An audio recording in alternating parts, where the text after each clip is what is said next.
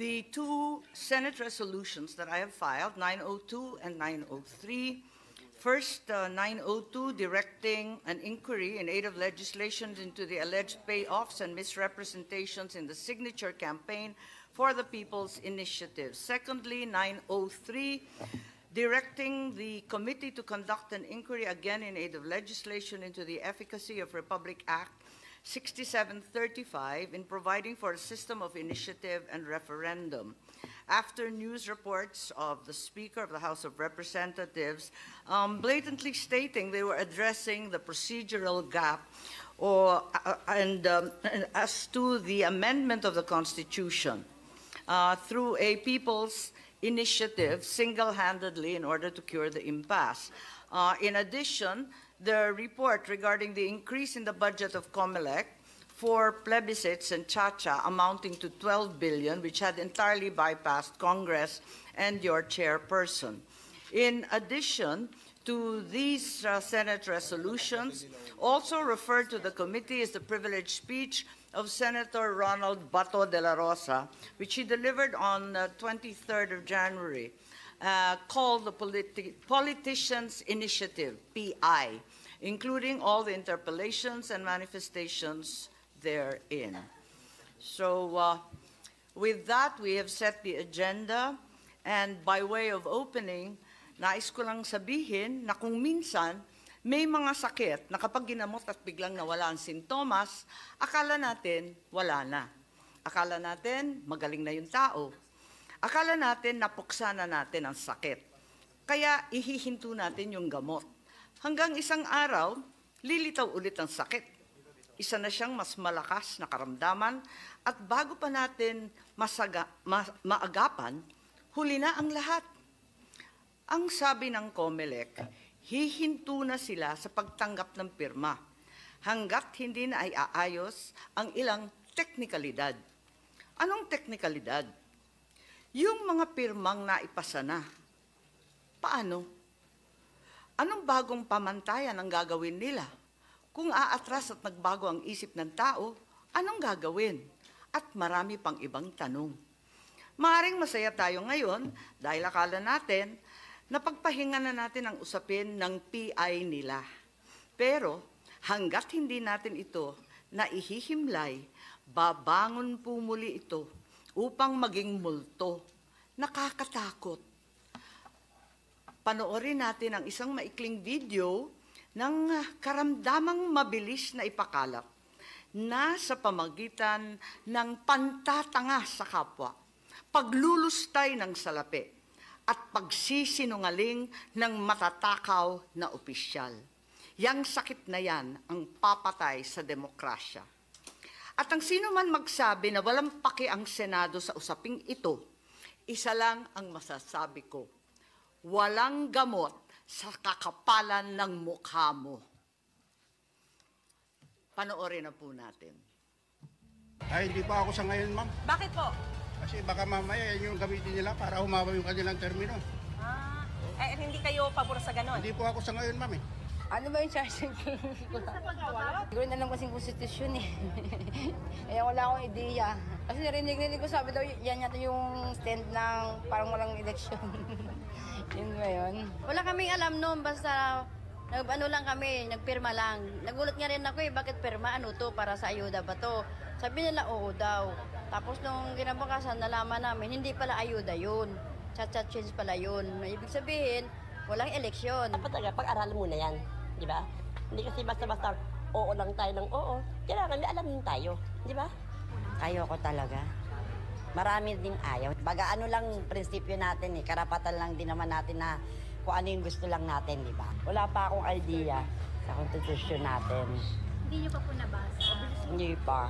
Ay ako talaga sa totoo lang walang alam dyan. Kasi hindi naman talaga totally pinapaliwag sa mahihirap yan. Sa mga may mga alam na matatalinong tao na may alam yan. Di ba? So yung konstitusyon na yan, kanila lang yan. Hindi natin alam mahihirap yan. Definitely, yung opisina niya ang nag-alok ng 20 million kada distrito. Definitely, nanggaling sa kanila yung very attenuated timeline. That is baseless, prove it. Kasi maraming marites nang lumalabas yan sa Senate eh. A lot of speculation. Ayuda kapalit ng pirma. Pumirma ang ilang residente sa Quezon City sa inakala nilang ayuda ng lokal na pamahalaan. Ang nag-utos si House Speaker Martin Romualdez. Umiikot ngayon sa ilang barangay ang form na ito na lumilikom ng pirma sa mga botante kapalit ng 100 piso. Yung form na ito, para ito sa kinakalap ng ating mahal na congressman na signature campaign. May pangako, bibigyan sila ng ayuda kapalit ng kanilang pirma. May na-monitor din ganitong gawain sa iba pang barangay sa Quezon City. Kasama sa mga pumunta ang 57 anyos na itago natin sa pangalang Ana. Pinapirma sila sa isang papel.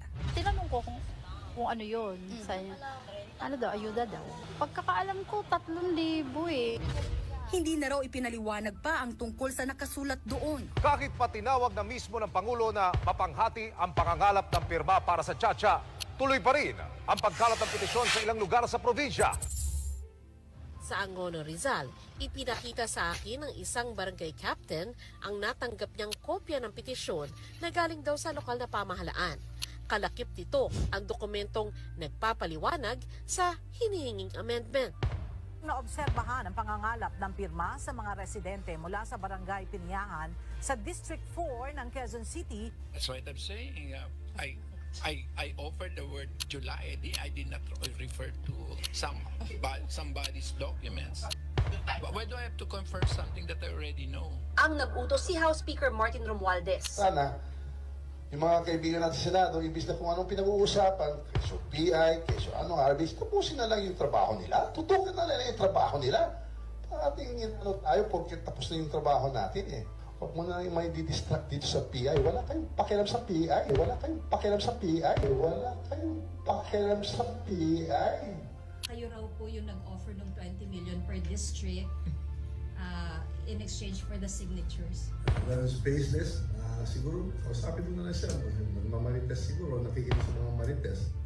I'd like her to prove it and she has the proper means and ways she can go to whatever court or agency to formulate. Is charter change a priority of the Speaker? Well, it was the Senate already who came up with that. And I believe they had a dialogue. The Speaker, the Senate President, was in front of the President a couple of weeks ago. Huwag mo na yung may didistract dito sa PI. Wala kayong pakialam sa PI. Wala kayong pakialam sa PI. Wala kayong pakialam sa PI. Well, it was the Senate already who came up with that. As you know, 3 modes to amend the Constitution, but we have had problems in addressing it.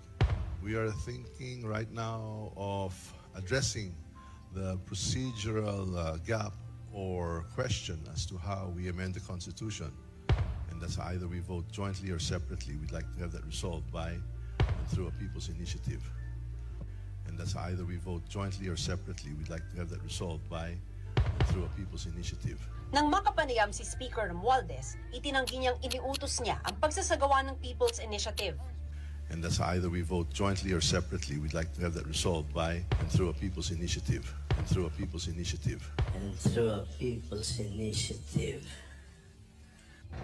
It's Senator Bato talking. I don't know what he's talking about. He has not mentioned any congressman, so I don't respond to. No. So you didn't give any orders po?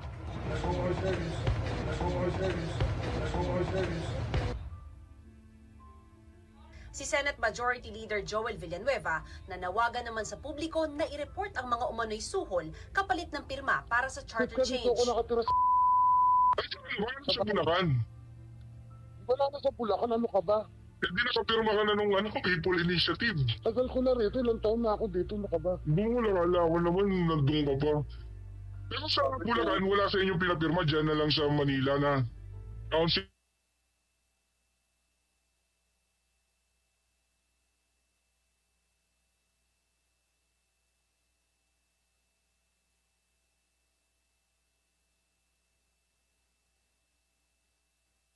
Sa Bulacan. Wala na sa Bulacan, ano ka ba? Hindi nakapirma ka na nung People Initiative. Tagal ko na rito, ilang taon na ako dito, ano ka ba? Wala ako naman, nandun ka pa. Pero sa Bulacan, wala sa inyong pinapirma, dyan na lang sa Manila na council na nagpapirma. council lang ang mga ano. Ano, may pera yun, ano ka ba? 2,000 rin yun. Magkano? 2,000. Oo. Pero yung 2,000 mo, palit nun, sa lahating tabang bigas, bibilin mo rin sa kanila.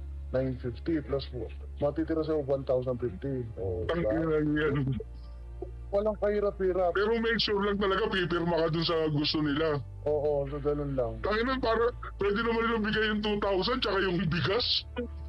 Pwede. Alam mo naman ng gobyerno, ang mga kagaya niya, ang congressman galing yon kay Abante. Tapos, anong wala namang sinabi. Basta sabi, ayun lang, mag-aantay daw. Tapos, anong kapalit meron? Ayun, sabi, ayuda. Kasi nung huli, merong pabigas, may pa-grocery. May cash? Wala namang nabanggit kung may mga cash na ganyan. Ang sabi lang, ayuda. Ayun, gano'n lang. Pumirma ba ako, pero hindi naman nila pinawalan kung ano yung ibig sabihin ng... Ano may pinirma? Hindi mo alam kung ano yung pinirma? Hindi ko alam talaga. Look, sa ano yun? Sa charger change? Wala. Ba't ano ba ang sabi sa'yo? Sabi sa akin, pirma ka lang dito. May matatanggap ka ng ayuda na 2,000. So, pumirma ako, pumunta ako sa Kinunugrasan, pinatanggap ako, kaya nga ako may pera ngayon. Okay. So, ganun ang offer nila. Ito ho yung People's Initiative form na natanggap namin upang ipapirma sa mga tao dito sa Tuguegarao City, Cagayan Valley. Ang tita ko ho ay nakatanggap ng mga form na ito at inutusan na ipapirma dito sa amin. May mga natira pa hong 7 dito na form dahil yung iba po ay naipasa na po sa opisina na pinagtatabahuan po ng tita ko. Naniniwala si Colmenares na may ilang opisyal ang nasa likod ng nasabing hakbang at iginiit na hindi ito People's Initiative, kundi panlilinlang lamang, lalo na sa mga mahihirap nating mga kababayan. Wala kang pakialam sa PI. Okay, maraming salamat at sana naliwanagan tayo sa panlilinlang at kasinungalingan. Subalit sa pagkakataon na